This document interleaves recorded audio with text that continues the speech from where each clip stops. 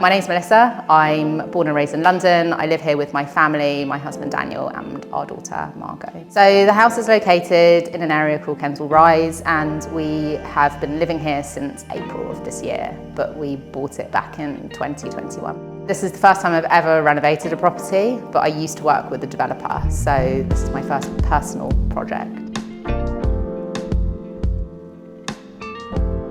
The thing that was really important for me in this project was that we would end up with a space that we knew that we'd be able to use authentically, like as a family. We love hosting, we've got a toddler, but we still like things to look good. So we wanted a space that kind of like had the ability to kind of like change in ways that would allow us to like have more people over, but then also have like an intimate dinner and then have toys everywhere as well. So that was the most important thing. The house before was a total shithole. Sorry. It had been lived in by a family for a long time, and then they ended up renting it out as a multi-let. So a lot of the rooms had that would have originally been like living rooms and dining rooms were used as bedrooms. So there were certain things which, whilst they were livable, they needed fully ripping out. We ended up taking off the entire third floor and redoing all of the steels and the roof from scratch.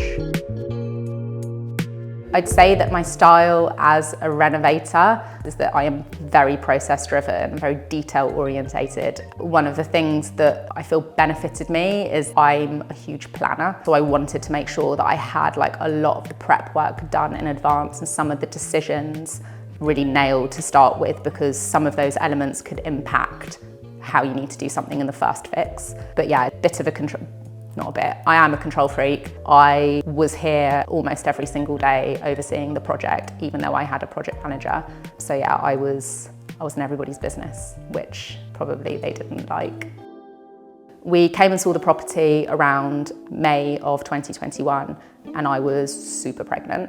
My daughter was born in August. We made the offer initially in May, and then we didn't complete until the September. So I had a newborn when we were moving into the house and going through like the whole process. And as any new parent, and especially like a new mum, will be able to attest to, is you have a lot of brain fog and you're sleep deprived.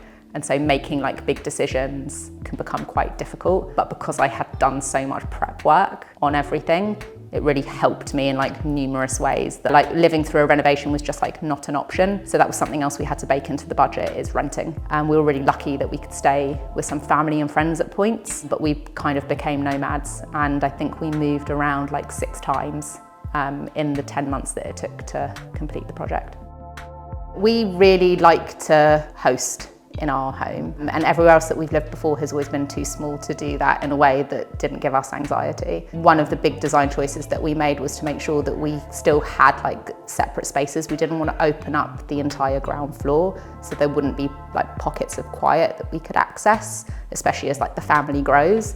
So in the back of the house, we opened it up slightly whilst keeping like a little snug nook that we could like close off as our daughter gets older, and she'll have like her own TV room with her and her friends near the kitchen for snacks and the garden. And then we've kept kind of like a more formal living room at the front of the property. So we came across Resi because we actually know the founder. More than that as well was actually the ability to kind of like combine a lot of the processes under one roof. I love process. It's always really nice if it can all coexist in one single place. We had a really clear, or I should say, I had a really clear vision for how I wanted the property to look. And so I didn't feel like I needed to go to a super expensive, like kind of like design-led studio. And so it was much better for us to be able to go and work alongside a team that was kind of like multidisciplinary and kind of like had the access to all of these other sort of like benefits being under one roof. So the reason why we chose a fixer-upper as opposed to like a finished home is one of the things that we optimised for is the area that we wanted to live in. And if we wanted to buy a house in this area with this kind of finish, we didn't have the budget. The only way for us to do this was to do it over time, and that meant like buying something that was in our budget that then needed work, and then basically knowing that yes, it's going to cost X amount, but we'd be able to pay that off in portions. It also meant that we got to design everything exactly how we wanted it, One of the worst things is, in a lot of cases, when you're buying a home that is done up, it's been done up in someone else's style. It's almost even worse if somebody has just done it and chosen that bathroom and chosen that kitchen and you don't love it. And so ripping it out is just literally throwing your money away. And again, we didn't have that to do.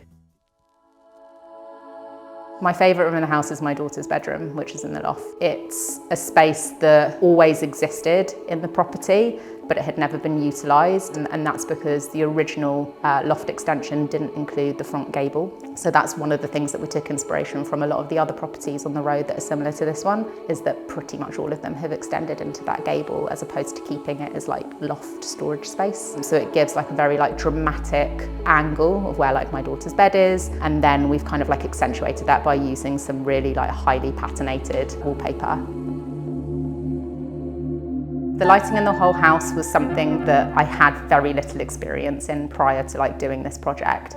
And so one thing that I wanted to focus on here was like not only like where the light was actually going to be directed, but what kind of light was going to kind of exist. And again, like because we wanted this to be a multifunctional space, it's a working kitchen, we've got spotlights in the ceiling which are all recessed, so it kind of like gives like a really nice flush finish, but it gives us some really like strong bright light when we need to see things. And then we use a lot of like wall lights, but kind of kept like continuity through those through like natural materials, and then choosing a lot of like brass and ceramics to kind of like bring things together. And we positioned all those things in places like above the dining table, so there was kind of like more intimate lighting which kind of like gives that candlelight vibe. And then above the kitchen, we've got these 3 pendants as well that kind of just can make this area like a centerpiece when all the other lights are off. And again, behind me, like the wall lights, which again just give like a bit of a softer tone when this space becomes more of an entertaining space as opposed to like a cooking space. Some of my favourite elements of the design are probably the skylights in the rear ground floor extension. This part of the house is south facing, so it gets loads of sun, but we actually position the skylights to kind of control where the sunlight was directed into the ground floor so that we could get as much light as possible but keep the heat out because it gets very hot back here. The marble for me was always a bit of a non-negotiable. Whilst it's like a really labour-intensive material to use in the kitchen, to maintain it and keep like the quality of the stone takes a lot of work. There's kind of like no better alternative than to bringing like a really nice natural material into the kitchen, but also kind of like brings through like the colour, and then also because of the pattern on it, like a lot of movement. We knew that the kitchen that we were going to fit was going to be like super linear and quite modern, although we wanted to use wood to also kind of like bring in the natural element into it.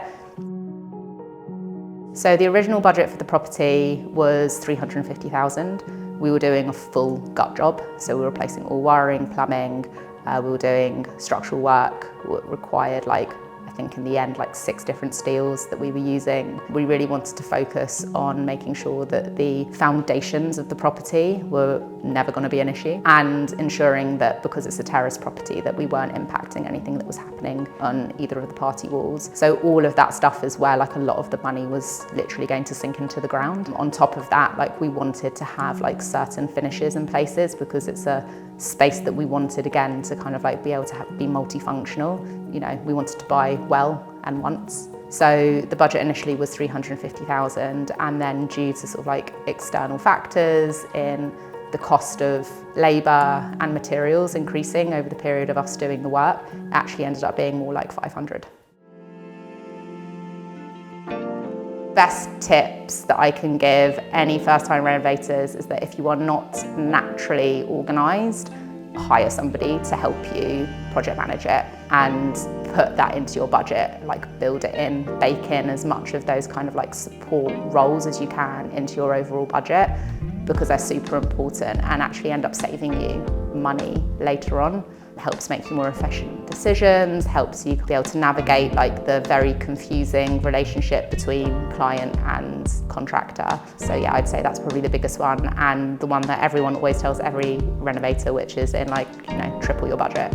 It's gonna go over. So yeah, bake it fat.